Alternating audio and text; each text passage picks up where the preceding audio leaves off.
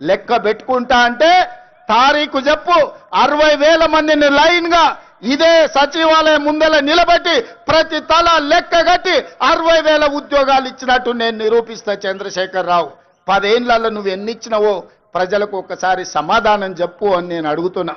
అదేవిధంగా ఇవాళ రైతులకు సంబంధించి రైతు రుణమాఫీ కావచ్చు, రైతు భరోసా కావచ్చు, రైతు గిట్టుబాటు ధర కావచ్చు, రైతులకు 500 రూపాయల బోనస్ కావచ్చు, రైతులకు ఉచిత కరెంటు కావచ్చు, రైతులకు స్ప్రింక్లర్స్ కావచ్చు, రైతులకు డ్రిప్ కావచ్చు, గిరిజన రైతాంగానికి సోలార్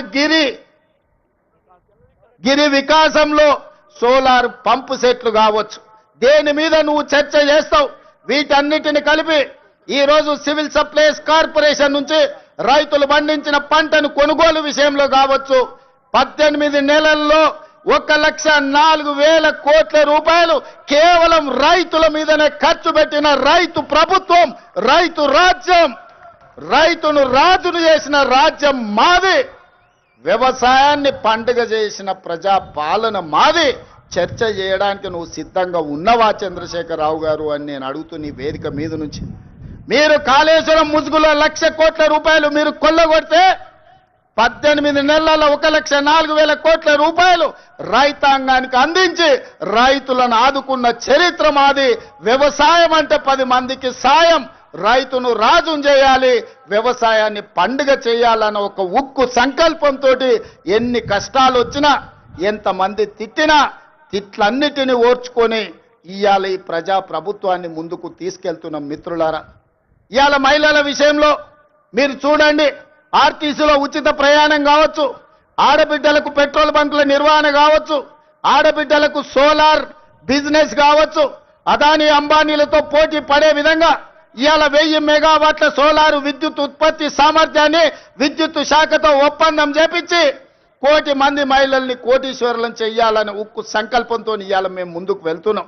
ఇవాళ ఆడబిడ్డలకు ఒక్క సంవత్సరంలో 21,000 కోట్ల రూపాయలు జీరో వడ్డీతో ఇవాళ ఆడబిడ్డలను ఆదుకున్నాం. అదే కాదు, హైటెక్ సిటీ పక్కన విప్రో ఇన్ఫోసిస్ కార్పొరేట్ కంపెనీల పక్కన 4 ఎకరాలు శిల్పారామం పక్కన ఇచ్చి 150 షాపులు సెల్ఫ్ హెల్ప్ గ్రూపులు ఉత్పత్తి వస్తువులను అమ్ముకోవడానికి ఇవాళ వాళ్ళకి అక్కడ స్థలాన్ని కేటాయించినాం. ఇవాళ ఆడబిడ్డలు ఆర్టీసీలో ఉచిత బస్సు ప్రయాణం కాదు, 1000 బస్సులను కొని ఆర్టీసీకి కిరాయికి పెట్టుకునే ఆర్థిక స్తోమత ఇవాళ ఆడబిడ్డలకు అందించినాం. ఇవాళ ఐకేపీ కేంద్రాలు 8,000 ఐకేపీ కేంద్రాలు ఇవాళ ఆడబిడ్డల చేతుల్లో పెట్టినాం. గ్రామాలలో ఉన్న పాఠశాలల్ని అమ్మ ఆదర్శ పాఠశాల మీద ఆడబిడ్డల చేతిలో పెట్టి పిల్లల భవిష్యత్తు ఆడబిడ్డల చేతిలో భద్రమని ఇవాళ అమ్మ ఆదర్శ పాఠశాలలు తీసుకొచ్చినాం.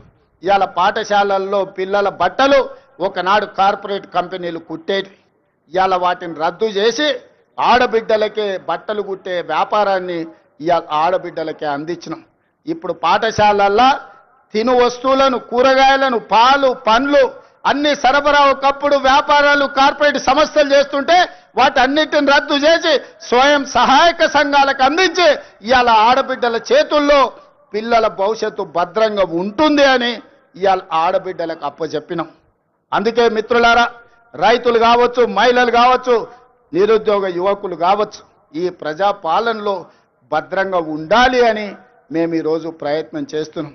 అందుకే ఈ వేదిక మీద నుంచి 4 కోట్ల తెలంగాణ ప్రజలకు విజ్ఞప్తి చేస్తున్నా. ఆలోచన చేయండి, అంచనా వేయండి, బేరీజు కట్టండి. 10 ఏళ్ల వాళ్ళ పాలన ఎట్లుందో, 18 నెలల్లో మా మిత్రుల పరిపాలన ఎట్లుందో మీరు చర్చ పెట్టండి. చెట్టు కింద పెట్టండి, పెళ్లి కాడ పెట్టండి, చావు దగ్గరకు పోయినప్పుడు మాట్లాడండి, కళ్ళు కాంపౌండ్ కాడ మాట్లాడండి, దావత్ కాడ మాట్లాడండి, ఏడికెళ్ళినా చర్చ పెట్టండి. 10 ఏళ్లలో ఆయన చేసిందేందో, 18 నెలల్లో మనం చేసిందేందో చర్చ పెట్టండి.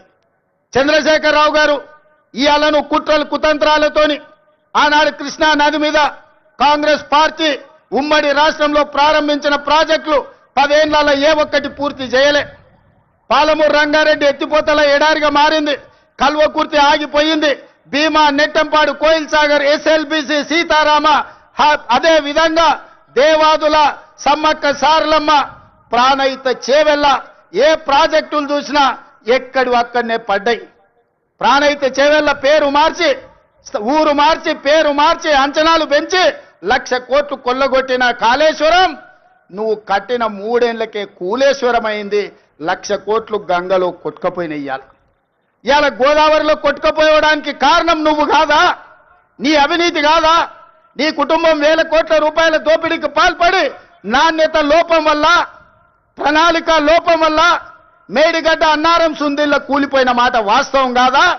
ఈ ప్రాజెక్టులు కూలిపోయినందుకు నిన్ను ఆ చిన్న కాళేశ్వరంలోనే ఉరి తీసినా తప్పు లేదని అక్కడి రైతాంగం అంటున్న మాట నిజం కాదా? వ్యవసాయం మీద 2 లక్షల కోట్లు ఖర్చయిన మిత్రులారా, కేవలం కాంట్రాక్టర్లకు 2 లక్షల కోట్ల రూపాయల బిల్లులు చెల్లించాడు. మరి 1000 కోట్లతో పూర్తి కావాల్సిన కల్వకుర్తి ఎందుకు ఆగిపోయింది? 300 కోట్లతోని పూర్తి కావాల్సిన బీమా ఎందుకు ఆగిపోయింది? 200 కోట్ల రూపాయలతో పూర్తి చేయాల్సిన నెట్టంపాడు ఎందుకు పూర్తి కాలే? ఇవాళ 6-7 వేల కోట్ల రూపాయలతో పూర్తి చేయాల్సిన సీతారామ ప్రాజెక్టు ఎందుకు ఆగిపోయింది? ఇవాళ ప్రతి ప్రాజెక్టు దేవాదుల 12,000 కోట్ల రూపాయలు ఖర్చయినాయి. ఇంకొక 3-4 వేల కోట్ల రూపాయలు ఖర్చు పెడితే ఇవాళ దాదాపుగా 4 లక్షల ఎకరాలకు నీళ్లు వస్తాయి. ఎందుకు పూర్తి చేయలేదని నేను అడుగుతున్నా. ఉమ్మడి రాష్ట్రంలో సమైక్య పాలనలో సీమాంధ్ర పాలకులు ఆనాడు తెలంగాణ సాగునీటి ప్రాజెక్టుల మీద నిర్లక్ష్యం వహించారు. తెలంగాణను ఎడారిగా మార్చిందని చెప్పిన నువ్వు 10 ఏళ్లలో ఏ ఒక్క ప్రాజెక్ట్ అయినా పూర్తి చేసినవా? ప్రాణహిత చేవెళ్ల గాని, పాలమూరు రంగారెడ్డి ఎత్తిపోతలు గాని, కల్వకుర్తి గాని, భీమా గాని, నెట్టంపాడు గాని, కోయిల్ సాగర్ గాని, ఎస్ఎల్బిసి గాని, సీతారామ గాని, రాజీవ్ సాగర్ గాని, ఇందిరా సాగర్ గాని ఏ ఒక్క ప్రాజెక్టు 2 లక్షల కోట్ల రూపాయలు ఖర్చైనా అన్నీ ఈ రోజు ఆగిపోయి ఉన్నాయి అనంటే ఈ దుర్మార్గానికి నువ్వు నీ కుటుంబం అవినీతి కాదా అని ఈ రోజు నేను అడుగుతున్న మిత్రులారా. ఇన్ని దుర్మార్గాలు చేసి ఇంత దోపిడీకి పాల్పడి 1,00,000 కోట్లు కొల్లగొట్టి 1000 ఎకరాల భూములను ఆక్రమించి ఇవాళ గోదావరి బంకంచెర్ల రేవంత్ రెడ్డి వచ్చి మొదలుపెట్టి చంద్రబాబు నాయుడుకు నీళ్లు ఇస్తున్నాడని దుర్మార్గమైన మాటలు మాట్లాడుతున్నాడు. చంద్రబాబు నాయుడుతోనే ఉండాలంటే, చంద్రబాబు నాయుడుతోనే అంటగాగాలంటే అక్కడనే ఉండేటోని కదా. ఈ రాజీవ్ గాంధీ ఆశీర్వాదం తీసుకొని ఇక్కడెందుకు ఉండేటోని చంద్రశేఖర్ రావు? ఆనాడు సోనియమ్మ నమ్మించి కాళ్ళకు దండం పెట్టి కడుపులో తలకాయ పెట్టి నీతో చేరతాని అబద్ధాలు చెప్పి నట్టేట్లో ముంచి నడి బజార్లో మోసం చేసిన చరిత్ర నీదైతే తెలంగాణ ఇచ్చిన సోనియమ్మకు అండగా నిలబడాలి. ఆమె బిడ్డగా ఈ తెలంగాణలో ప్రజా ప్రభుత్వాన్ని తేవాలి అని చంద్రబాబు నాయుడును కాదనుకొని ఇవాళ కాంగ్రెస్ పార్టీలో చేరి ప్రజా ప్రభుత్వం రావడానికి మీ అందరితో కలిసి కదం కదం కలిపిన మిత్రులారా, ఇవాళ నేను అడుగుతున్న సూటిగా చంద్రశేఖరరావును, నిజంగా నీకు ధైర్యం ఉంటే, నీలో నీతి నిజాయితీ ఉంటే, చిత్తశుద్ధి ఉంటే గోదావరి బంకంచెర్ల గోదావరి నది జలాల మీద శాసనసభలో చర్చ పెడదాం. స్పీకర్ కు లేఖ రాయి నువ్వు చెప్పిన తారీఖు నాడు అసెంబ్లీ పెట్టించే బాధ్యత మా శ్రీధర్ బాబు గారు తీసుకుంటారు. నువ్వు నేను చర్చ చేద్దాం. గోదావరి జలాలలో తెలంగాణకు అన్యాయం చేసింది ఎవరు? ప్రాణహిత చేవెళ్లను తరలించి 1,00,000 కోట్లు దోసుకున్నది ఎవడు?